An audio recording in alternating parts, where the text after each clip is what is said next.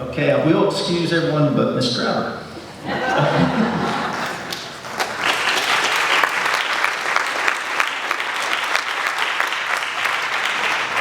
For those of you that are new to the Vision, we had a community group from our community made up that actually selected our division winner.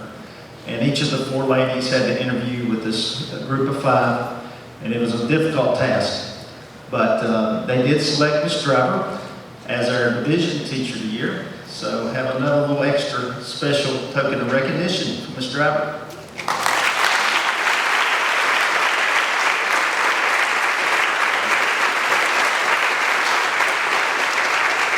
And when Ms. Driver won the division award, I asked her pretty much before she really didn't have time to think about it.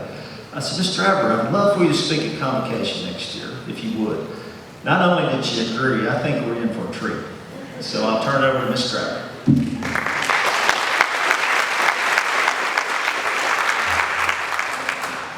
What an honor it is to be able to speak to you today on such a special day. I was shocked to hear my name called and taken aback, really, because clearly there are a lot of amazing and deserving teachers in this room. But how humbling it is to have been recognized by people that I admire so very much. Vonnie Moorhoff, Beth Price, and Sydney Kirshner are not bad company to be in.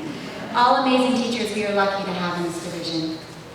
When I first came to Nelson and met the Smiths, I knew that I was in a very special place, and I want to thank you again for your amazing contributions. Looking back, I can see that some of the most influential people in my life have been my teachers. I hold my college acting professor in the highest regard, and I quote her annually. The lessons that she taught me were often by example, which is how I try to lead on a daily basis. My greatest contributions in education are directly reflected in the performances of our students. I can see the pride on their faces when the applause erupts.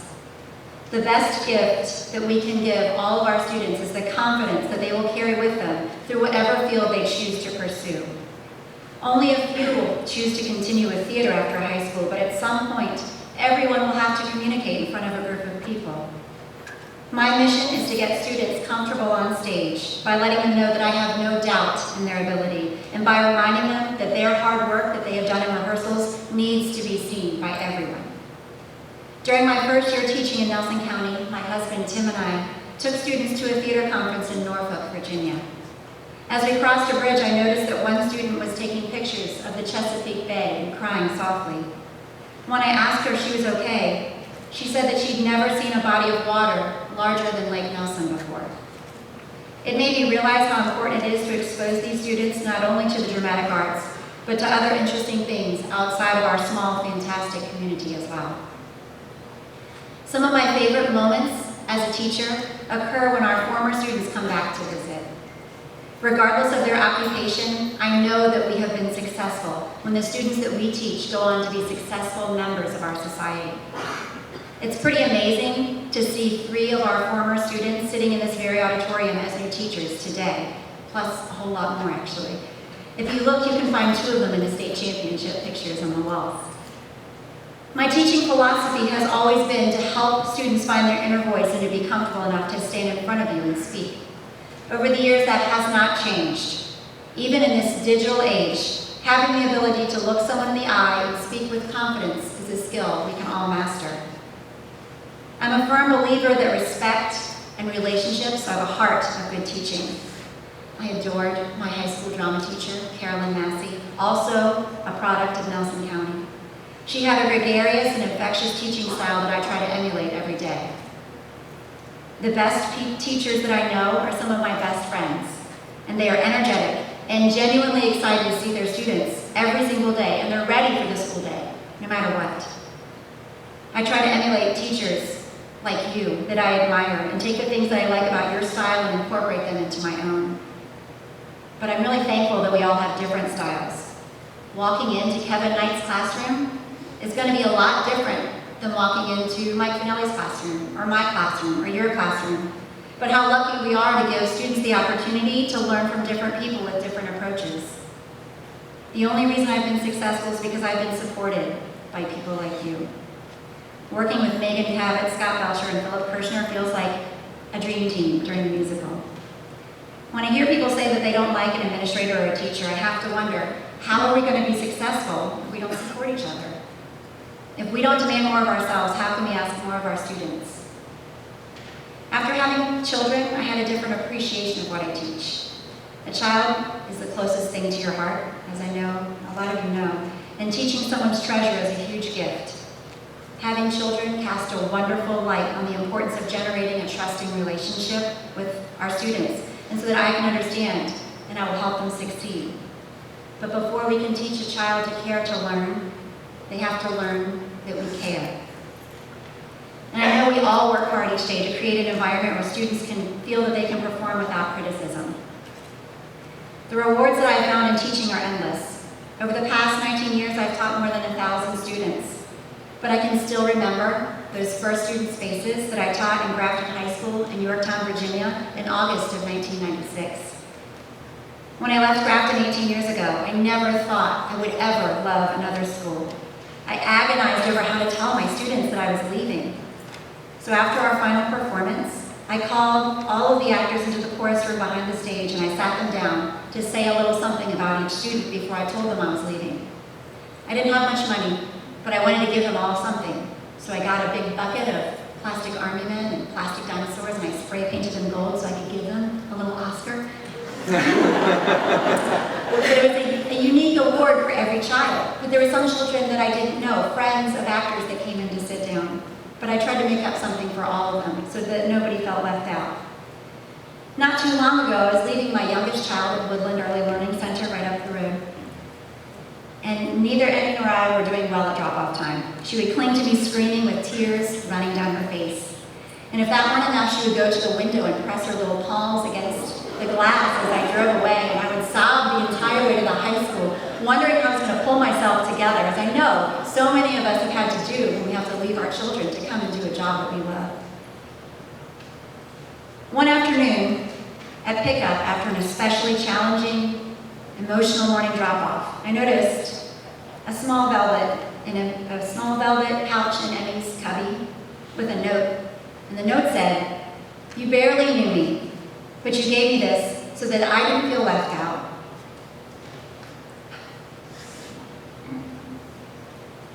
When you were handing out awards. So I thought I would return the favor. It was from a child that had been in that Grafton classroom in 1998. When I opened the pouch, I discovered a pink plastic dinosaur with chipped gold paint.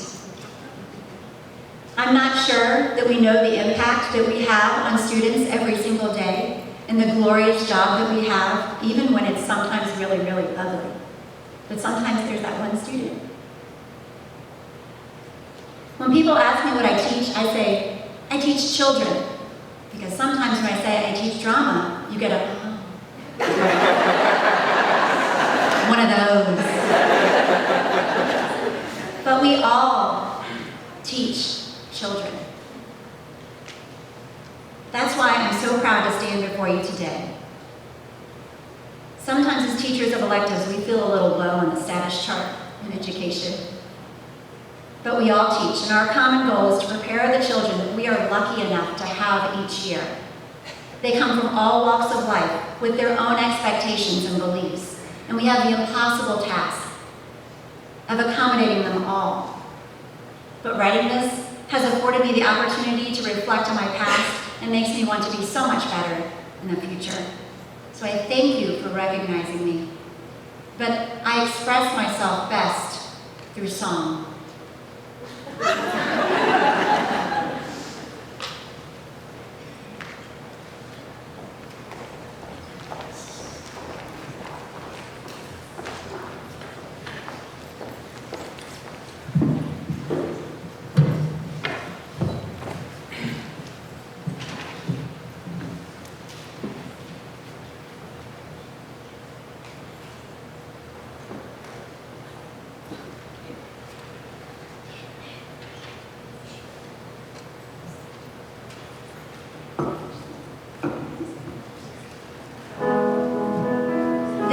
Is the year of a life of a teacher.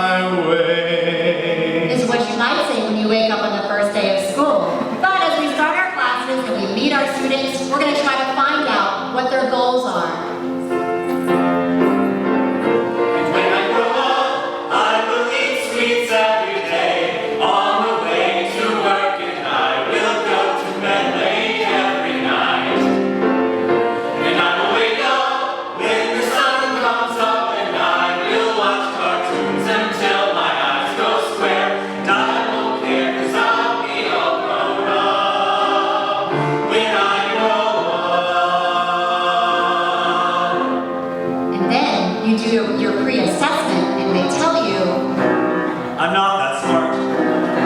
My siblings have been telling me that for years, that I'm not smart.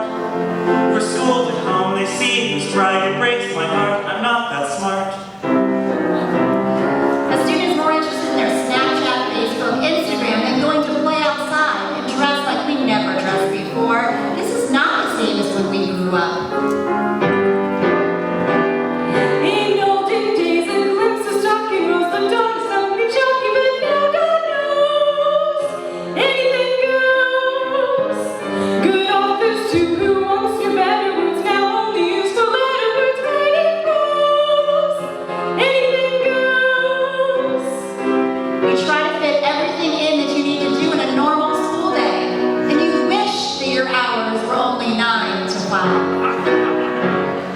Head someone to the kitchen, pour myself a cup of ambition, stretch and yawn and try to come alive. Shower and the blood starts coming out in the streets, the traffic starts jumping, folks like me on the job 9 to 5. Working 9 to 5 was the way to make a living, steady, getting by.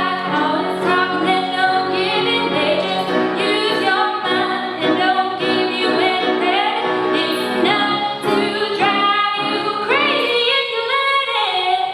But you tell yourself it's worth it to work all that time, and you give yourself a little pep talk that you are exactly where you are meant to be, that your past experiences have led you to this school at this moment for these children.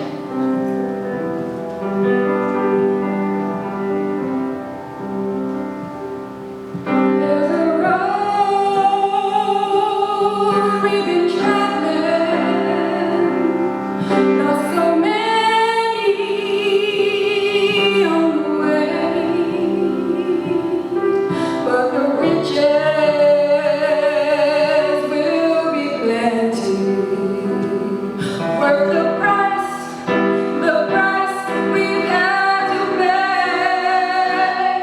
There's a dream in the future. There's a struggle that we have yet to win. But there's pride in my heart, 'cause I know where I'm going. Yes, I do. And I know where I've been. And you form trusting relationships with your students, and they thank you for guiding them in the right direction.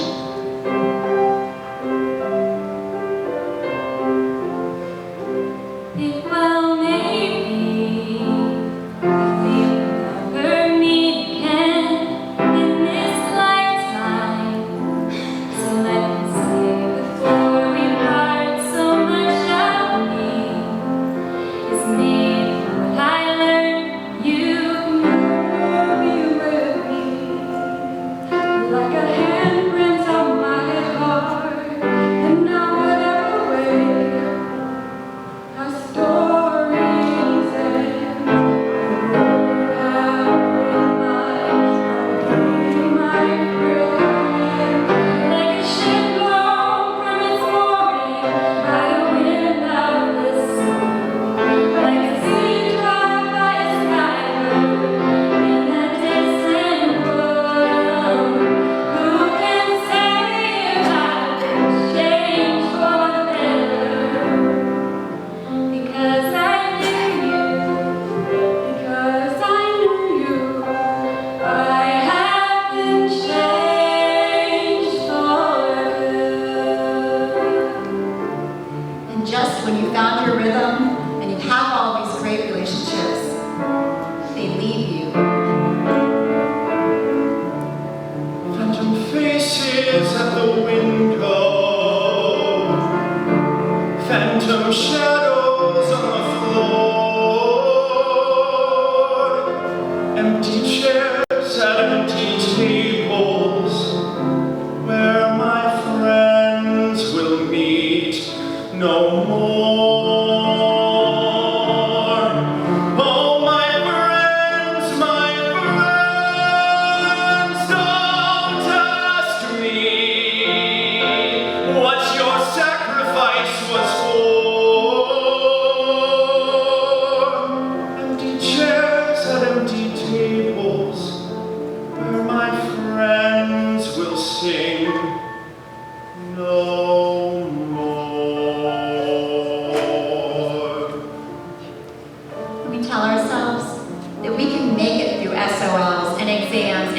work days and professional development.